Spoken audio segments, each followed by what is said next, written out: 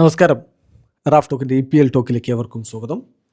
English premier league പോരാട്ടങ്ങൾ ഇന്ന് ആരംഭിക്കുകയാണല്ലോ. ഇന്ന് രാത്രി ഇന്ത്യൻ സമയം 12:30 ആദ്യ മത്സരം.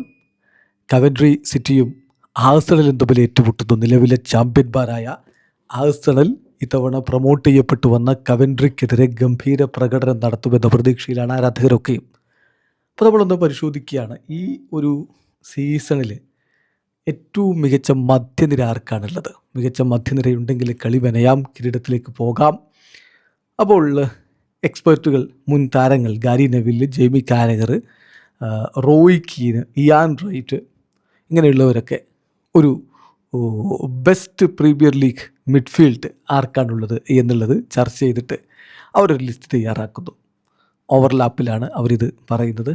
സോ ആ ഒരു പ്രോഗ്രാമിൽ അവർ അവതരിപ്പിച്ചിരിക്കുന്ന best midfield ranking 2026-27 midfield ranking 1 Arsenal.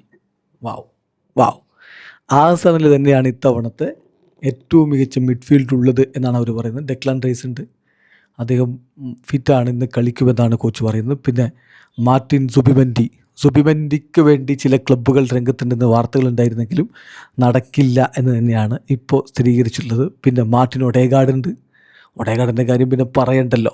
ആഴ്സണലിൻ്റെ ചാലക ശക്തിയാണ് അദ്ദേഹം. പിന്നെ ഇത്തവണ അവർ കൊണ്ടുവന്ന ബ്രൂണോ ഗുയിമേറസുമുണ്ട്. സോ ആഴ്സണലിൻ്റെ മിഡ്ഫീൽഡാണ് ഏറ്റവും മികച്ചത് എന്നാണ് വിലയിരുത്തപ്പെടുന്നത്. രണ്ടാമത് കണ്ടെത്തുന്നത് ചെൽസിയാണ്. Moises Caicedo, Enzo Fernandez. അതിൽ തീർച്ചയായിട്ടും ചില സംശയങ്ങളുണ്ട്. എൻസോ അവിടം വിട്ടു പോകാൻ ആഗ്രഹിക്കുന്നതായിട്ട് എല്ലാവർക്കും അറിയാം.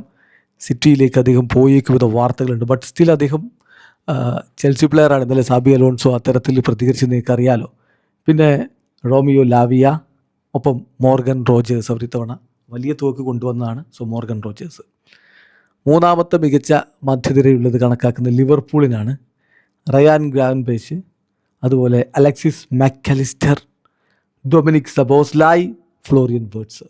അത് മുമ്പൊക്കെ ഉണ്ടായിരുന്ന അതേ മധ്യനിര തന്നെയാണ്, വളരെ മികച്ചതാണ് എന്ന് എല്ലാവർക്കും അറിയാം.